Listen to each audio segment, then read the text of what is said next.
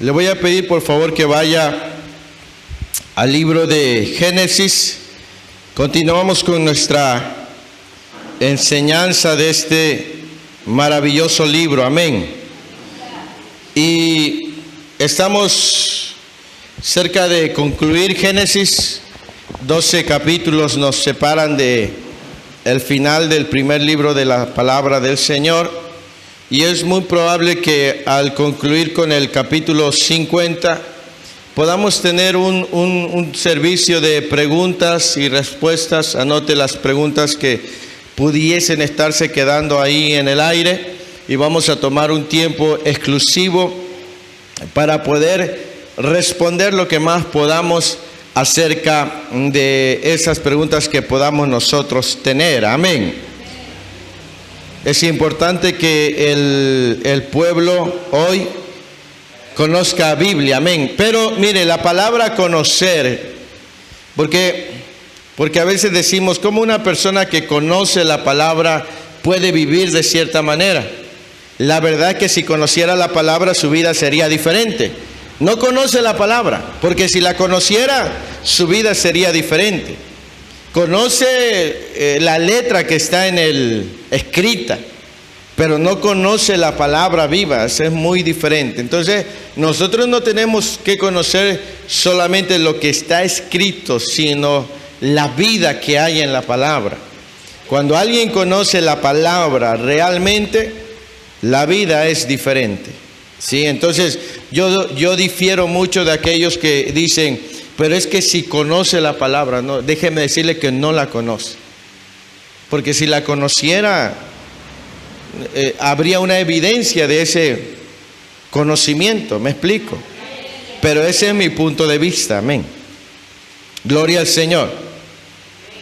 Bien, vamos a estar entrando esta tarde a Génesis capítulo 38.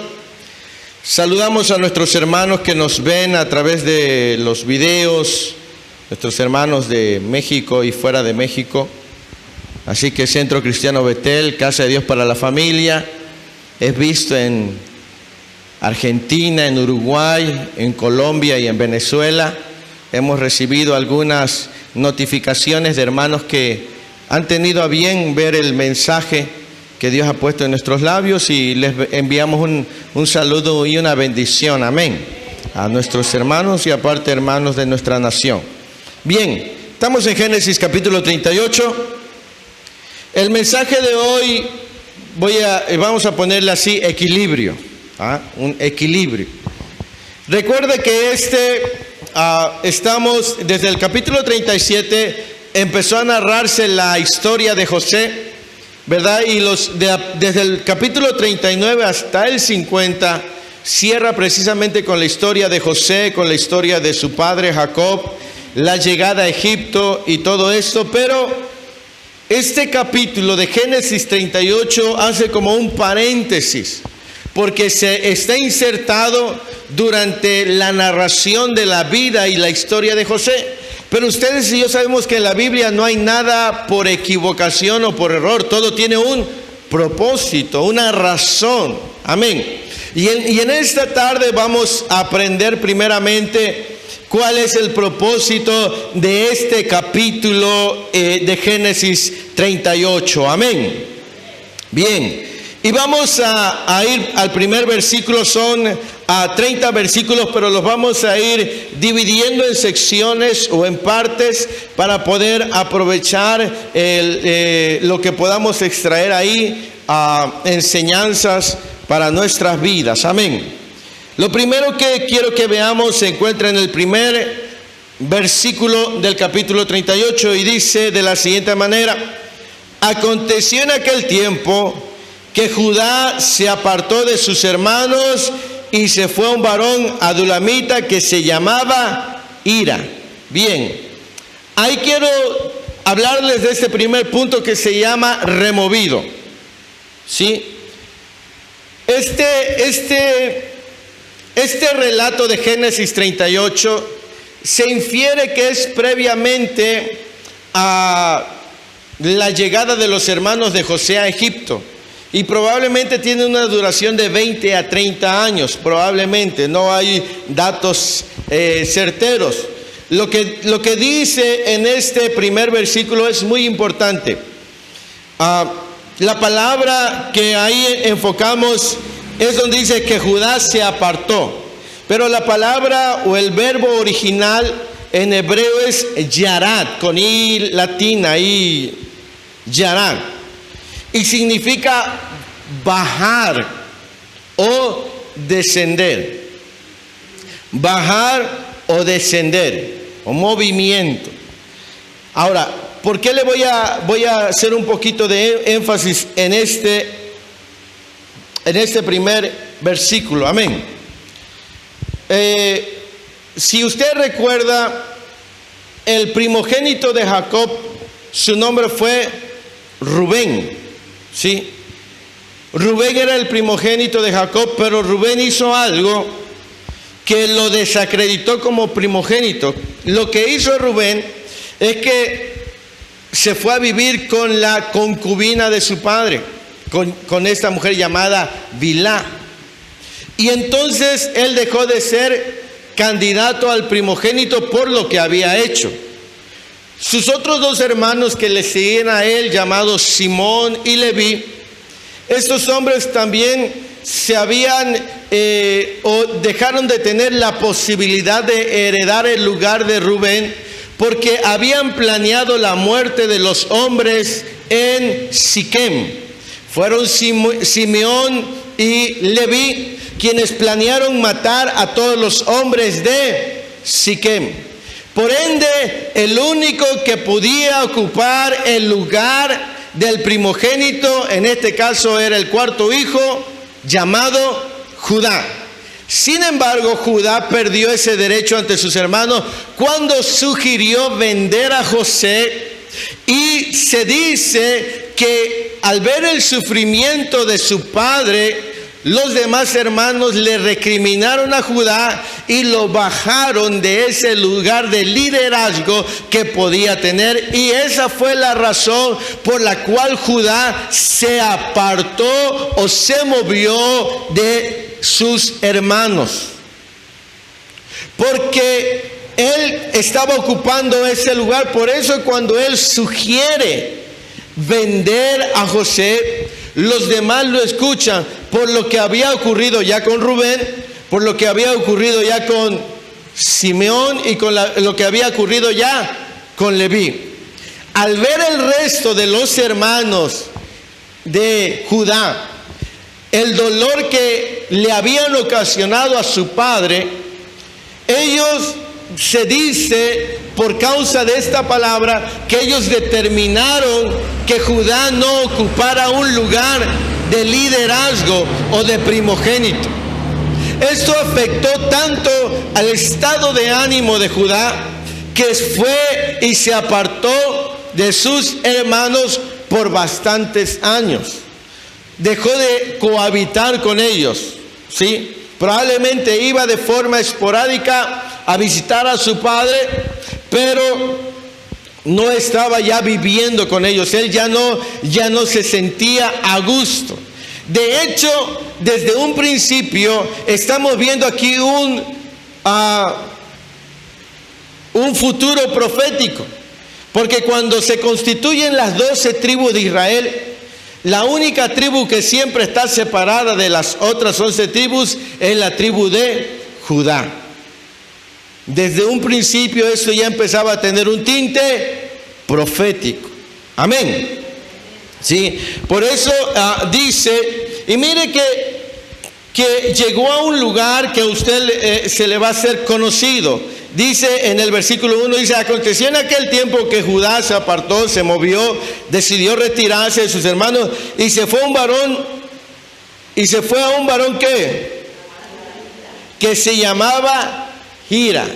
Y mire, ese hombre adulamita vivía en un lugar llamado Adulam. Usted ¿Asocia ese nombre de Adulam con algo? ¿Con qué lo asocia? Con la cueva de... ¿Quién estuvo en esa cueva? David. ¿En qué momento estuvo David ahí? Cuando era perseguido. ¿Y quiénes llegaron a buscar a David en esa cueva? Llegaron los que estaban abatidos de corazón, los endeudados, dice. Y si se da cuenta, la Biblia nos revela que hay lugares que tienen cierta función. Y no es casualidad que Judá en su estado de ánimo haya llegado a ese lugar. Porque de alguna manera ese lugar tenía como un sentido de atracción. Porque tampoco es casualidad que David se haya refugiado en esa cueva. Porque era una región, la región de Adulam. ¿Sí? Ahí llegó Judá. Y ahí también años después, cientos de años después, 400 y tantos años después, o es que más, quizás 800, llegó David. Al detenernos a meditar en la palabra y ver que Judá, cuando él se sintió desplazado de sus hermanos, cuando él se examinó, cuando él meditó, llegó a ese lugar. Y como dice la palabra, ahí en 1 Samuel capítulo 22, del versículo 1 al 5, nos habla precisamente de esta cueva. Y quiero que vayamos ahí. 1 Samuel capítulo 22. Gloria al Señor. A su nombre. Mire, dice, yéndose luego David de allí. ¿Ya están ahí, hermanos? Léalo conmigo en voz alta. Huyó a la cueva de... Y cuando sus hermanos y toda la casa de su padre lo supieron, vinieron allí a él y se juntaron con él. ¿Quiénes? Y todo el que estaba endeudado y todos los que se hallaban en amargura de espíritu. Y fue hecho jefe de ellos y tuvo consigo como a 400 hombres. ¿Sí? ¿Puede usted notar esa similitud de situaciones? Porque cuando David llegó ahí, iba huyendo, y dice que llegaron a él todos los afligidos de corazón, todos los de espíritu, con amargura de espíritu. ¿Por qué? Porque ese lugar como que de alguna manera fue conocido como un lugar de refugio. Amén. Por eso dice que llegó Judá a este hombre adulamita. Ahí lo menciona, pero esa región, Judá llegó en un estado de ánimo también deteriorado por lo que había estado ocurriendo en su vida. Amén. Por eso, imagínense que de pronto todas las miradas de sus hermanos, los reproches cayeron sobre este varón. Y aunque muchas veces los hombres pareciera que somos duros en lo profundo del corazón, cuando penetran ciertas palabras, sí pueden golpear el estado de ánimo de un hombre. ¿Sí? Entonces dice la escritura que llegó a ese lugar, se apartó y llegó en un momento de mucho conflicto emocional. El versículo 2 dice, y vio allí Judá la hija de un hombre cananeo, el cual se llamaba Súa, y la tomó y se llegó a ella. Amén. Número 2. No es bueno tomar decisiones cuando nuestro ánimo no es el mejor.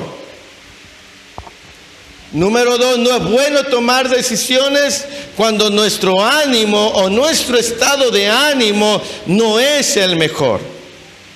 ¿Sí? Dice que estando en ese lugar, vio a la hija de un hombre cananeo, ¿verdad? El cual se llamaba Súa. Ahora mire, este hombre cananeo era un mercader. La palabra cananeo, cananín, significa no tan solo de la región de Canaán, sino también significa mercader, ¿sí? O comerciante.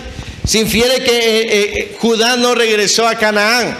Judá estuvo en ese lugar de la región de Adulam. Iba pasando este hombre a llevar su mercancía, iba acompañado de su hija, ahí la ve Judá y ahí la toma para su mujer. Ahora, recuerde que hasta este momento en Génesis no existe la ley. Todo lo que usted y yo estamos viendo en Génesis no tiene que ver con el establecimiento de la ley que empieza a partir de Éxodo, Números, Levíticos y Deuteronomio. ¿Sí? Por ley, más adelante, cuando Moisés establece las leyes, la ley es que ningún israelita tenga parentesco o tome por mujer a mujeres de otras de otros lugares. Sí, tienen que ser del mismo pueblo. Amén. Pero como vemos, el estado de ánimo de Judá no era el más ideal. ¿Sí? Vemos que su abuelo Isaac había tomado por mujer a Rebeca, ¿verdad? Y habían ido a buscarla de donde ellos habían salido. Y su padre Jacob también lo hizo. Y aunque no había ley, él de alguna manera tenía el ejemplo de su abuelo y de su padre de no tomar mujeres que no son de su mismo pueblo. ¿Sí? Hay cosas en la Biblia, amado hermano, que no vienen de manera explícita, pero nosotros podemos entender que están implícitas, que aunque ahí no venga escrito ciertas cosas, nosotros sabemos que hay cosas que no son correctas a los ojos de Dios. ¿Sí? Quizás él pudo decir, bueno, no había ley, pero había visto el ejemplo de su abuelo y de su padre. Pero probablemente su estado de ánimo le orilló a tomar una mujer que no era de su mismo pueblo y emparentó con ella. ¿Sí? Esto, cuando nosotros nos encontramos en un estado de ánimo quizás melancólico o de enojo y tomamos decisiones en base a nuestro estado de ánimo, nos pueden llevar a cometer muchas faltas, muchas fallas. Amén. Por eso es bien importante que cuando usted vaya a tomar una decisión, procure tener sus emociones lo más equilibrada que usted pueda. ¿Sí? Para que no sea nublado por sus estados emocionales. Porque si no, nunca va a avanzar y nunca va a progresar. Hay personas que toman decisiones basándose en su estado de ánimo y cuando tienen un ánimo alto, creen que tienen la capacidad de hacer todo y emprenden todo. Pero cuando el estado de ánimo está muy abajo, no sienten el deseo de seguir adelante. Entonces su vida sube y baja, sube y baja. Y cuando se dan cuenta, los años pasaron. La fuerza se fue, la juventud quedó atrás y nunca se hizo nada. Por ser guiados por los estados de ánimo. Tenemos que encontrar un equilibrio, un punto donde nosotros podamos avanzar. Amén. Entonces dice que ahí tomó a esa mujer de este hombre. No nos dice el nombre de la mujer. Solo nos dice que tomó a esa mujer y se llegó a ella. Amén. Del versículo 3 al versículo 5 nos habla acerca de la concepción de los 3 hijos de Judá. Dice, y ella concibió y dio a luz un hijo y llamó su nombre Er. Concibió otra vez y dio a luz un hijo y llamó su nombre Onán. Y volvió a concebir y dio a luz un hijo y llamó su nombre Selá. ¿Y estaba en dónde? En Kesib cuando lo dio a luz. Estos son los 3 hijos que tuvo Judá con esta mujer. El nombre de Er proviene de una palabra que se llama provocar, desafiar. El nombre de Onán proviene de una palabra que se llama fuerte, ¿sí? Y el nombre de Sela o Shelah, que es el nombre original, proviene de una palabra que tiene que ver con petición. ¿Sí? Cada nombre para ellos tiene un significado. Er significa provocar, Onán fuerte y Shelah petición. Estos son los 3 hijos que tuvo Judá con esta mujer, de la cual no se dice su nombre, pero nos dice que era hija de un cananeo llamado Sua o Shua. Amén. Bien, hasta aquí estamos viendo algunos datos de la narración o de esta historia. Amén. ¿Sí?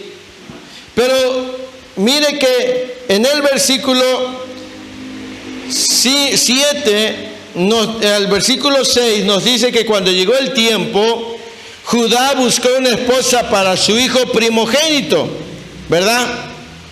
Dice el versículo 6, después Judá tomó mujer para su primogénito Er, la cual se llamaba Tamar. Ok, bien. Entonces, por lo consiguiente, podemos ver que fueron varios años los cuales estuvo Judá en esta región. Sí, ya vimos que él fue movido, se separó de sus hermanos, pasó el tiempo. Este tiempo donde él tiene sus hijos es previo a la visita de los hermanos de José a Egipto. Recuerde que se produce un gran hambre, 7 años de mucha abundancia, 7 años de mucha escasez. Cuando habrían transcurrido 9 años de que José había sido nombrado como el segundo al mando, es cuando sus hermanos llegan a encontrarse con José en Egipto. Amén. Así que este es el tiempo en el cual Judá está en ese lugar apartado de sus hermanos. ¿Por qué? ¿Por qué centra la atención en Judá? Bueno, porque Judá de Judá desciende David, el padre de David, que es Isaí, y de David procede Jesús de Nazaret, nuestro Señor y Salvador. Sí, por eso también hay una atención especial en la figura de este hombre llamado Judá, porque está integrado en la genealogía de nuestro Señor Jesucristo. Amén. Por eso le digo que nada en la Biblia está solo por estar, tiene una razón. Amén. Pero bueno, sigamos entonces con la narración. En el versículo 6 dice que llega el tiempo en el cual Judá le busca una esposa a su hijo primogénito llamada Tamar. Amén. Y es aquí donde vamos a entrar a otro punto también importante. Versículo 7 dice, y Er, el primogénito de Judá, ¿fue qué? De los ojos de Jehová, y le quitó Jehová la vida. Sí, dice que ese hombre era malo ante los ojos de Jehová, y Jehová le quitó la vida. Fue Dios quien decidió acabar con la vida de este hombre llamado Er. Era joven aún. ¿Sí? No, la Biblia no nos dice, y aquí quiero entrar a ese punto acerca de hablar de los pecados de los 2 hijos de Judá. Ahora dice que era malo ante los ojos de Jehová. Recuerde bien que en la ley, cuando Dios le dice al pueblo de Israel que no emparentaran con gente de otro pueblo, era para preservarlos de la idolatría, de muchas cosas que podían pervertir al pueblo de Israel. Cuando Judá se casa con esta mujer, hija de este cananeo, ellos tenían mucha idolatría, muchos ídolos y muchas prácticas. Incluso hay quienes opinan que cuando José decía de la mala fama de sus hermanos, es que incluso los hermanos de José estaban practicando ciertas cosas que eran abominables a los ojos de Dios. ¿Sí? Y entonces, al nacer él en un lugar donde no era Dios el centro de atención, empezaron a practicar cosas y hacer cosas que eran reprobables ante los ojos de Dios. Y dice que Jehová le quitó la vida. La Biblia no nos dice de qué manera lo hizo, ni lo que estaba haciendo, lo que hacía. No nos dice la Biblia lo que hacía, pero de acuerdo a la información que hay, informaciones externas, nos dicen que era probablemente el mismo pecado que cometía su segundo hermano. Leamos el versículo 8. Entonces Judá dijo a Onán: llégate a la mujer de tu hermano y despósate con ella y levanta descendencia a tu hermano. Y sabiendo Onán que la descendencia no había de ser suya, sucedía que cuando se llegaba a la mujer de su hermano, vertía en tierra por no dar ¿qué? Y desagradó en ojos de Jehová lo que hacía, y a él también le quitó la vida. Ahora voy a ir a ese punto. Dicen, hay 4 fuentes externas a la Biblia que hacen mención acerca del pecado de él. La primera de ellas es un libro apócrifo, que es el libro de los jubileos, y explica que aborrecía a Tamar, ya que no había sido su elección, sino que Judá la había elegido a ella para esposa de su hijo, ¿sí? Y que él hubiera preferido tomar alguna mujer del lugar de donde era su madre, ¿sí? Y que por eso, cuando la llevaron para ser esposa, no se consumió el matrimonio, no se consumó, no se selló completamente. El otro es el testamento de Judá. Este documento está escrito quizás un siglo antes de Cristo, entre el siglo I antes de Cristo y el siglo II después de Cristo. Y ese testamento de Judá dice que Tamar no era cananea, era de Harán, y fue precisamente la madre del joven quien conspiró contra Tamar y aconsejó a su hijo que no consumase el matrimonio. El castigo que llegó a él alcanzó a su madre. Eso es lo que dice este documento. Son documentos externos. El otro documento es Bereshit Rabbah, y dice que la razón por la que él evitaba culminar el acto sexual con Tamar era que no quería dejarla embarazada y que de esta forma pudiera conservar su belleza, ¿sí? Y el último documento que hace mención a él es el Talmud de Babilonia. Este dice que el pecado de él fue el mismo que el de su hermano Onán, ¿sí? Ahora, ¿qué es lo que yo les quiero decir? Porque estamos hablando de este capítulo que está ahí. Usted lo puede leer y tomarlo como un capítulo, como un interludio, pero hay tantas cosas que podemos aprender de este capítulo. Primero,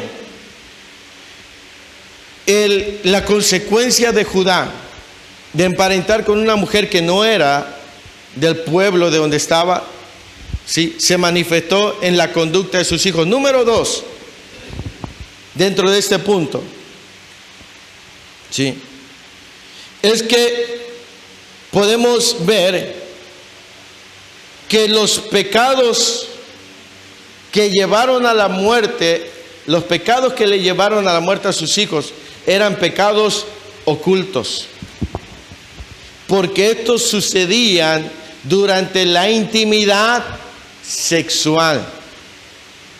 ¿Sí? No eran conductas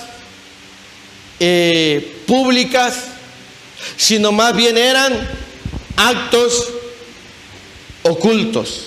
¿Qué le quiero yo decir? Que todo pecado oculto da muerte. ¿Sí? Que todas las cosas que se puedan practicar en el secreto de los ojos de los hombres no están en el secreto de los ojos de Dios. Porque dice ahí que lo que hacían era aborrecible a los ojos de Jehová. Los demás no sabían lo que pasaba en el secreto, pero Jehová sí sabía lo que ellos estaban haciendo, y eso les acarrió a ellos la muerte. Cualquier persona que oculte o practique pecados a la escondida de los hombres, puede que nadie más vea lo que está haciendo en lo oculto, pero los ojos de Dios sí lo ven, y tarde que temprano esos pecados ocultos se van a manifestar en muerte. ¿Sí? Porque podrá una persona esconderse de los ojos de los demás, pero jamás se esconderá de los ojos de Dios. ¿Sí? Y todo lo que está oculto sale a la luz. ¿Sí? Es bien peligroso tratar de esconder cosas a los ojos de Dios. No se puede. ¿Sí? Hombres y mujeres en la actualidad han muerto, porque este mismo Dios, que es el Dios del Antiguo Testamento, es el mismo Dios de hoy. Es verdad que vivimos en el tiempo de la gracia, pero la gracia no exime la justicia de Dios, no la deja a un lado. ¿Sí? Si usted supiera cuántos testimonios hay de hombres y mujeres que han tratado de burlarse de Dios, han caído muertos en sus pecados. ¿Sí? Eso es bien importante. Por eso la Escritura dice, Proverbios 28, me parece que es el versículo 13, dice que el que encubre su pecado no prosperará, mas el que lo confiesa alcanzará misericordia. Amén. Es bien importante, amado hermano, ¿sí?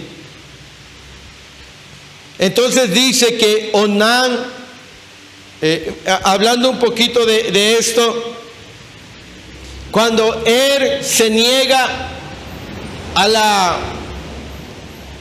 a consumar el matrimonio, él muere. Su hermano en aquel tiempo existe una ley llamada la ley, bueno, en ese tiempo todavía no era ley, pero era muy común a las prácticas de aquel tiempo que cuando se moría el hermano y la mujer quedaba viuda y no tenía hijos, lo más conveniente o la práctica más natural es que el hermano de se allegara a la viuda, la embarazara, y el hijo que nacía de ellos no era su hijo, legalmente le pertenecía a la viuda, y él ocupaba el lugar del que había muerto. Algunos dicen que Onán quería el lugar completo del primogénito, y que por esta razón, él no, cuando él estaba en el acto sexual, él no continuaba para embarazar a Tamar, sino que interrumpía. Y eso es lo segundo que yo quiero hablarles, que estos hombres estaban yendo contra la indicación de multiplicarse. Porque en Génesis, Dios le dijo al hombre: fructificaos y multiplicaos. ¿Sí? Ahora, si ellos estaban yendo en contra de esta enseñanza, de esta indicación, esa puede haber sido la razón también por la cual ellos fueron muertos, ¿sí?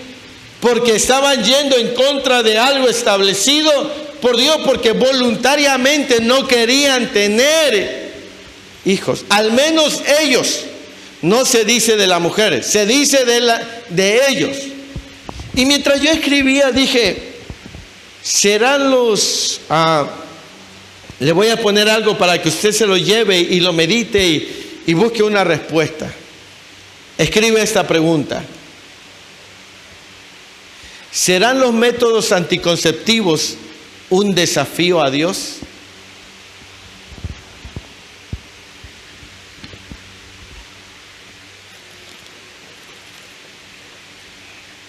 ¿Para qué sirven los métodos anticonceptivos? Para no embarazarse.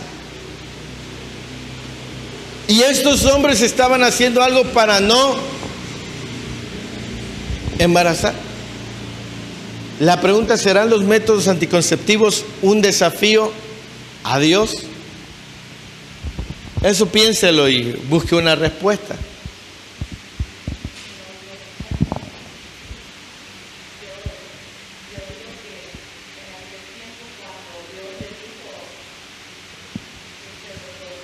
Ajá.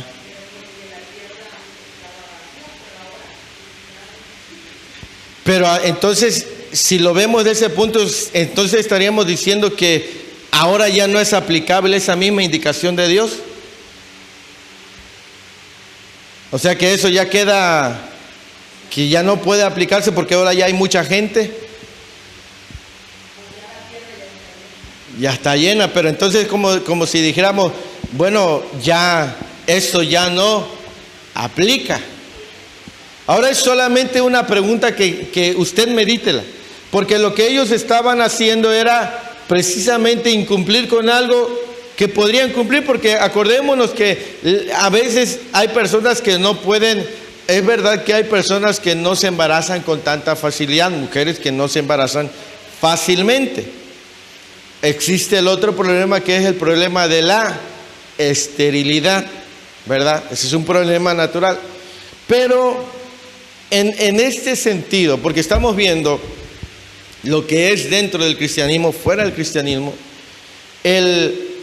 si tú eres naturalmente capaz, si no tienes ningún problema, tú como varón y como mujer, eres fértil. Tú como hombre,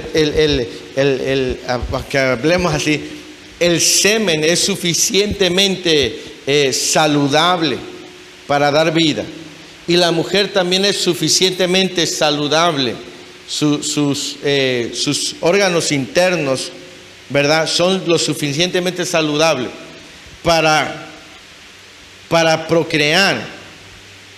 ¿Podré yo estar ofendiendo a Dios entonces al utilizar métodos anticonceptivos teniendo en mi interior la capacidad de llevar a cabo lo que Dios ha dicho que haga?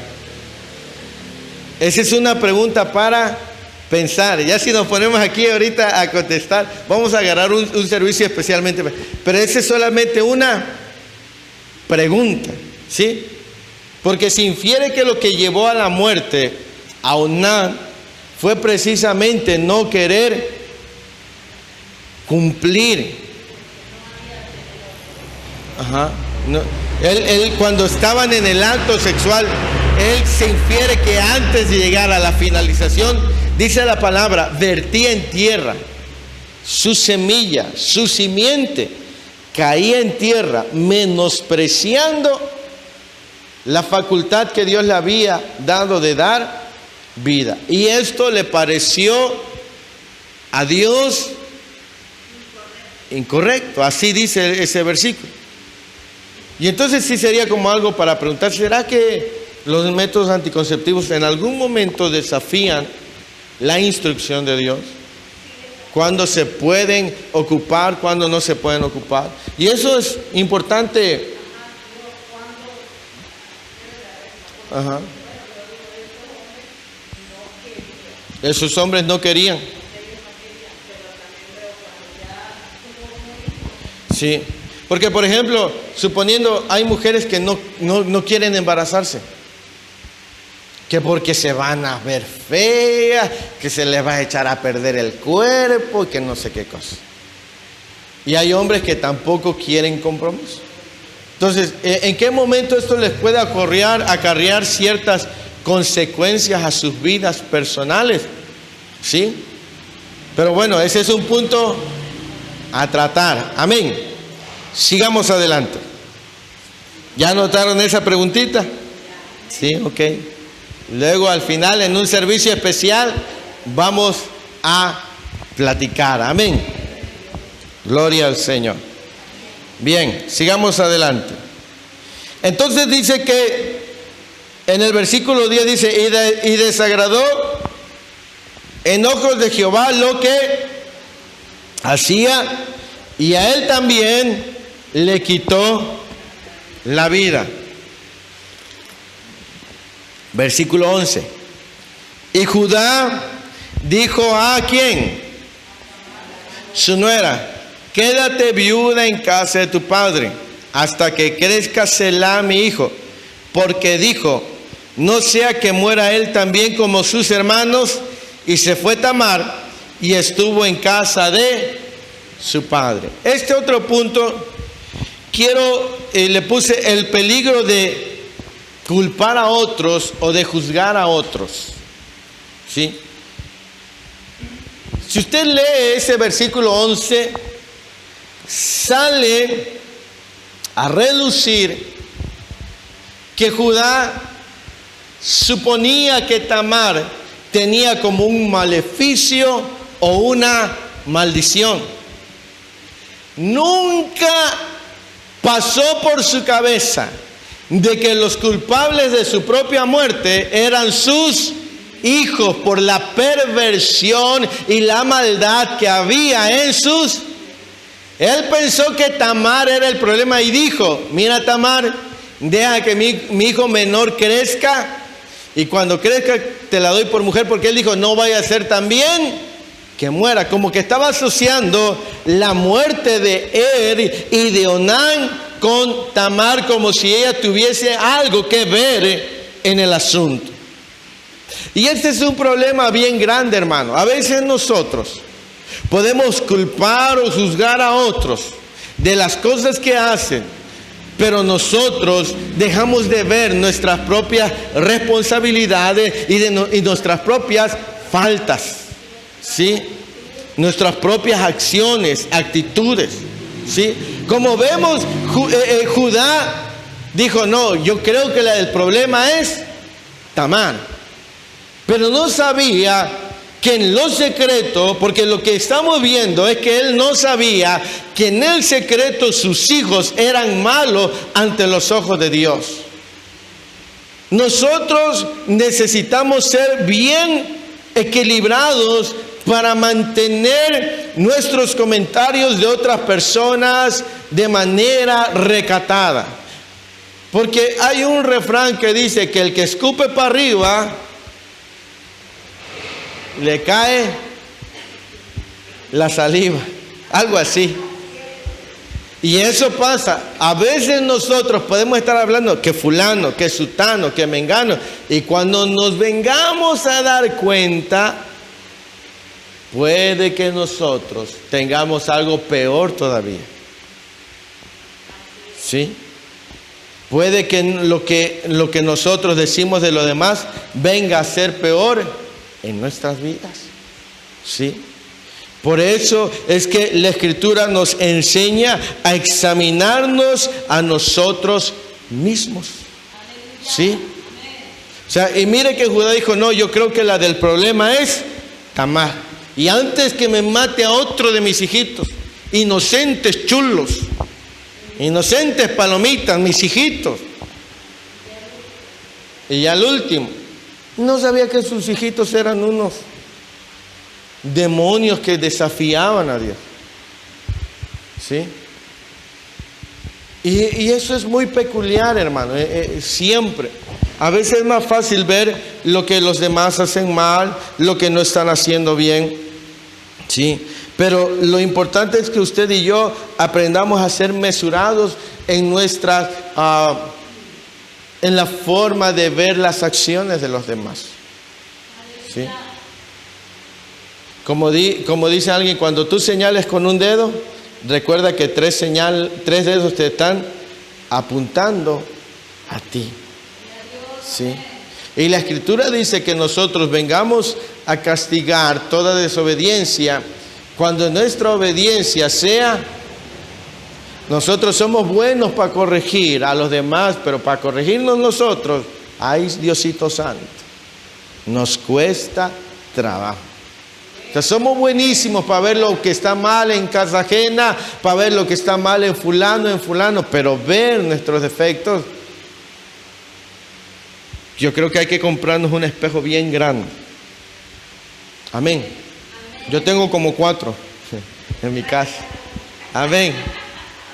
Y entonces fíjese que este hombre decía, no vaya a ser que mi hijo se muera, porque asociaba que la situación de muerte era con Tamar.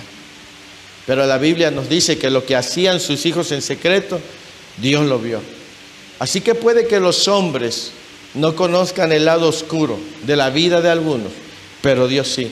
Y el que va a traer juicio es Dios, no los hombres, es Dios. ¿Sí? Esa es una grande realidad. Amén. Entonces fíjese que del versículo 12, ahora este relato se enfoca en la mujer, en Tamar, en la nuera. Amén, gloria al Señor. Dice, pasaron muchos días y murió la hija de Súa, o sea, la mamá de de Onán y de Selá, ¿sí? Mujer de Judá. Después Judá se consoló y subía a los trasquiladores de sus ovejas a Timná, él y su amigo Hira, el adulamita, ¿verdad? Versículo 13. Y fue dado aviso a Tamar diciendo, he aquí tu suegro sube a Timná a trasquilar sus ovejas. Recuerde que Tamar había sido enviada y estaba en la casa de su padre, ¿sí? Porque Sela era el menor. Versículo 14 dice, entonces se quitó ella ¿qué? Y se cubrió con un velo y se arrebozó y se puso a la entrada de Enaim junto al camino de Timná, porque veía que había crecido Sela y ella no era dada a él por mujer. O sea, que ella vio que ya el muchacho ya había crecido, que ya podía haber sido dada a él por esposa, pero su suegro no cumplía, porque su suegro tenía miedo de que su hijo muriera. Sí, porque pensaba que el problema era la mujer. Y entonces ella se había guardado, ella todavía tenía ropas de viudez. No sabemos cuántos años hayan pasado, pero durante ese tiempo ella tuvo ropa que cualquiera que la veía decía, esta mujer es viuda. ¿Sí? Cuando le dijeron que su suegro subía a cierto lugar, ella pensó en algo. Ella quería tener hijos para conservar el derecho de herencia. ¿Sí? Y vio que su suegro nada más se hacía ojo de hormiga, como el que te dice te pago mañana, y ya lleva 3 años diciendo mañana y mañana no se ve. Y así dice que le decía su suegro, me imagino que le decía espérate para luego. Pero pasaba el tiempo y nada más ella no era entregada como esposa. Entonces se quitó los vestidos de su viudez, y el versículo 15 dice, y la vio Judá y la tuvo ¿qué? Porque ella había cubierto su rostro, ¿sí? Y se apartó del camino hacia ella y le dijo, déjame ahora llegarme a ti, pues no sabía que era su nuera. Y ella dijo, ¿qué me darás por llegarte a mí? Él respondió, yo te enviaré del ganado un cabrito de las cabras. Y ella dijo, dame una prenda hasta que te lo envíes. Entonces Judá dijo, ¿qué prenda te daré? Ella respondió, tu sello, tu cordón y tu báculo que tienes en tu mano. Y él se los dio y se llegó a ella y ella concibió de él. Amén.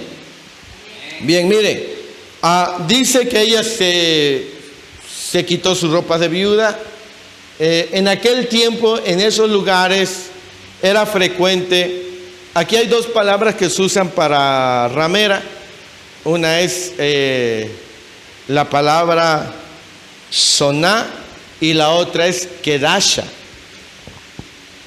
Y la palabra kedasha es para aquellas mujeres que estaban dedicadas a una diosa llamada Astartet, que era diosa de los cananeos, era la diosa de la fertilidad.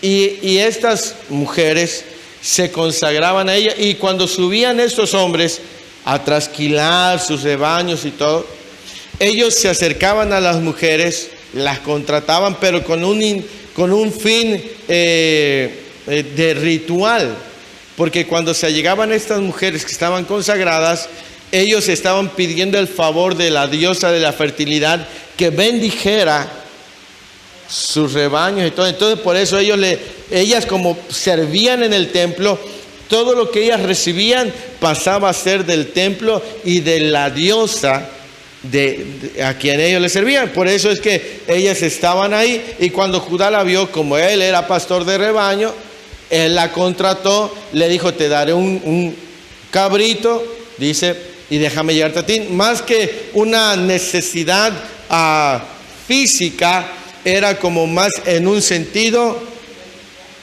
religioso, en este tipo de sentido, ¿sí?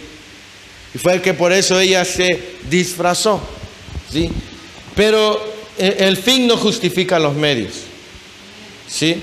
Porque ella hizo algo que era incorrecto. En ningún momento Judá supo que era su nuera, porque se infiere que cuando ellos estuvieron a solas, ella siguió disfrazada. Si él hubiese sabido que era su nuera, el relato nos lo marcaría y otra cosa hubiese pasado, ¿sí? Y en ese momento, hasta donde la Biblia nos relata, se supone que Judá nunca imaginó que era su nuera, ¿sí?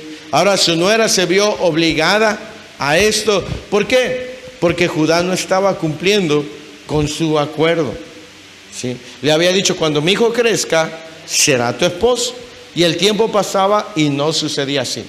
Ella tuvo que hacer algo, ¿sí? Lastimosamente algo que no era honesto, ¿sí? Pero dicen que el fin justifica los medios, pero no es así. Amén. Entonces dice el versículo 19, luego se levantó y se fue, y se quitó el velo de sobre sí, y se vistió las ropas de su viudez. O sea, volvió, ¿verdad?, a su ropa, a sus atavíos.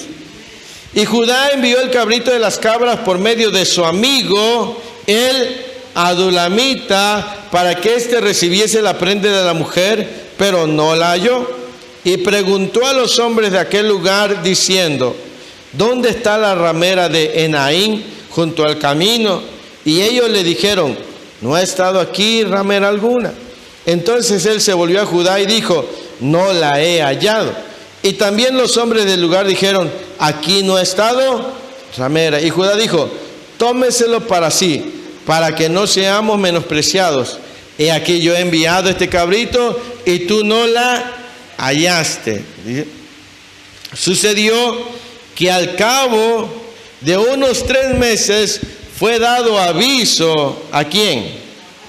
A Judá, ¿sí? Diciendo, Tamar tu nuera ha fornicado y ciertamente está encinta a causa de las fornicaciones. Y Judá dijo, sacadla y sea quemada, ¿sí?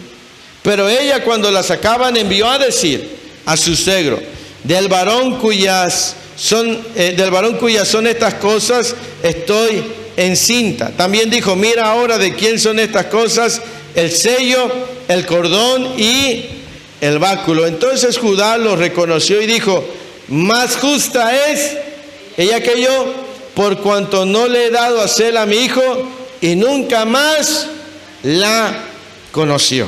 Amén. Dice que cuando ella iba a ser sacada para que la quemaran, porque recuerde, ella era viuda, y el quedar embarazada significa que había hecho algo completamente inmoral, ¿sí? Entonces cuando a ella la sacan, Tamar envía las prendas con las que se había quedado y le dice de quién está embarazada. Estoy embarazada del dueño de estos artículos. Y Judá dice, más justo es ella que yo, por cuanto no le he dado a Sela mi hijo.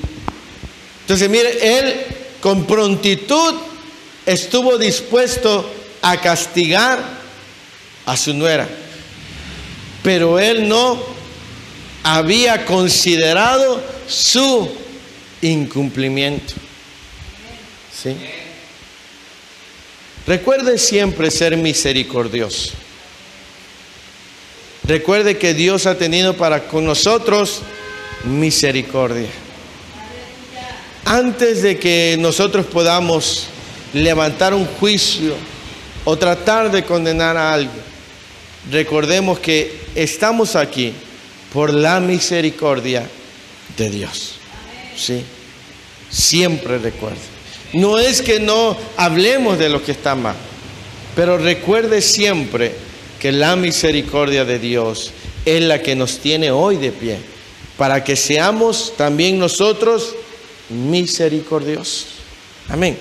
Entonces dice que cuando él supo que los hijos que esperaba su nuera eran de él, nunca más la conoció. O sea que nunca más volvió a tener relación con ella de una manera que no era. La relación siempre fue como su suegro, ¿sí?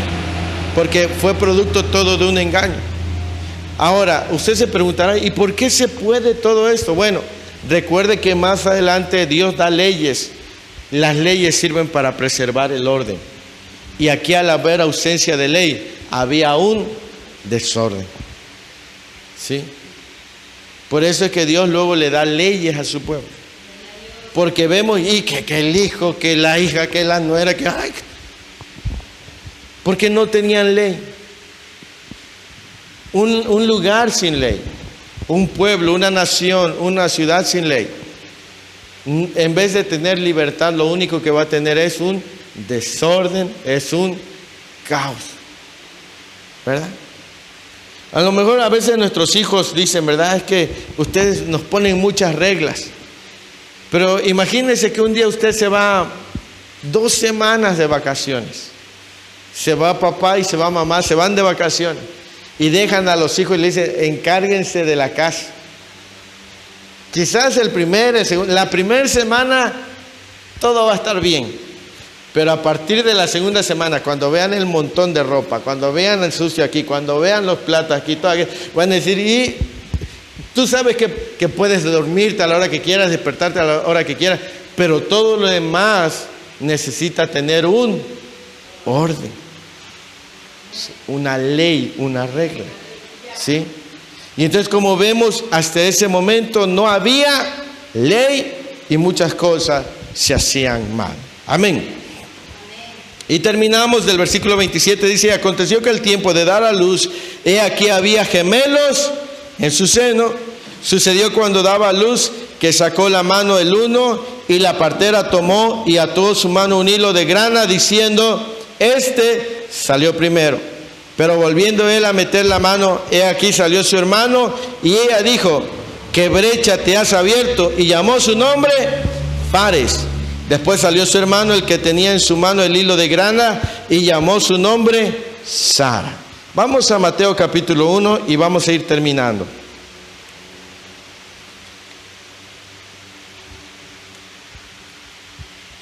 Ya está en Mateo capítulo 1. Mateo capítulo 1 dice, libro de la genealogía de Jesucristo, hijo de David, hijo de Abraham. Abraham engendró ¿a quién? Isaac y Jacob y a sus. Mire cómo Judá ocupa ahí a un lugar diferente, ¿eh? Judá engendró de Tamar y a Sara. Fares, Esrom y Esrom, Harán.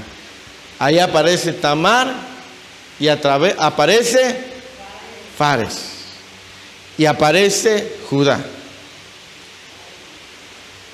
Como estamos viendo en el Génesis capítulo 38, todo lo que ocurrió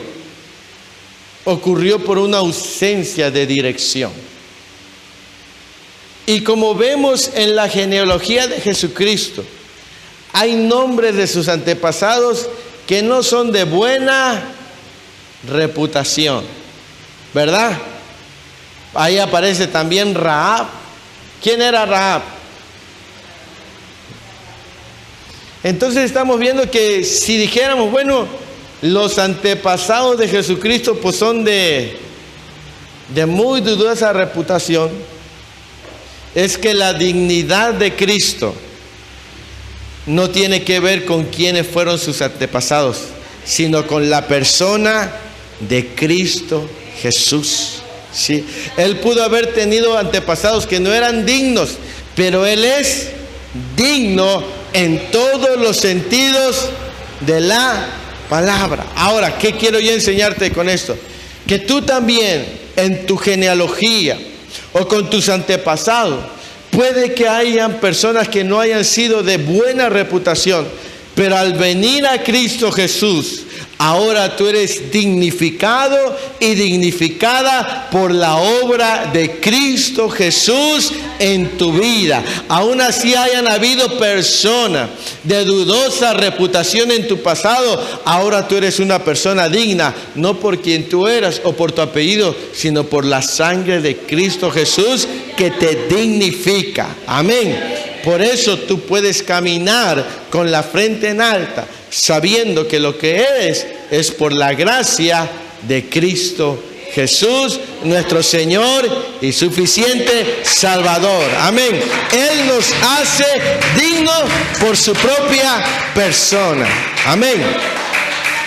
Gloria al Señor. Y bien, aquí terminamos con este capítulo 38, ¿verdad? Podemos seguir profundizando más, pero terminamos y de ahí continuamos.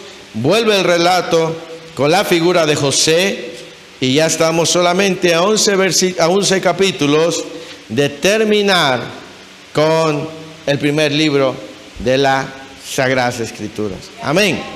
Vamos a darle gracias a Dios. Lo que hayamos aprendido hoy, aprendimos que no es bueno tomar decisiones cuando emocionalmente no estamos bien.